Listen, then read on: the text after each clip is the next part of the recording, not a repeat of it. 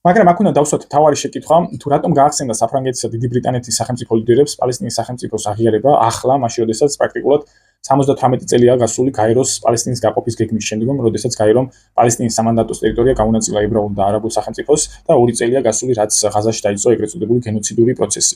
ამ კითხვებზე შეიძლება არსებობდეს ორი პასუხი. პირველი ესაა შიდა პოლიტიკური და მეორე საგარეო პოლიტიკური ევროპული ქვეყნებისთვის.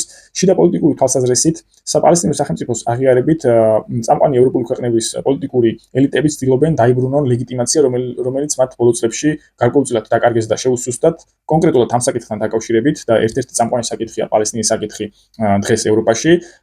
არაერთი მასობრივი აქცია და პროტესტი იყო წამყვან ევროპულ ქვეყნებში და საკმაოდ დიდი კრიტიკა მიემართებოდა ევროპულ პოლიტიკურ ელიტებს იმის გამო თუ ასე ვთქვათ რა პოლიტიკურ მესიჯებს, პოლიტიკურ ნაბიჯებს და განცხადებებს აკეთებდნენ აი ბოლო 2 წლის განმავლობაში, თუმცა რამდენად იქნება ეს ნაბიჯი ან დობის აღდგენის ფაქტორი, ეს ცალკე კითხვის ნიშნის ქვეშ დგას.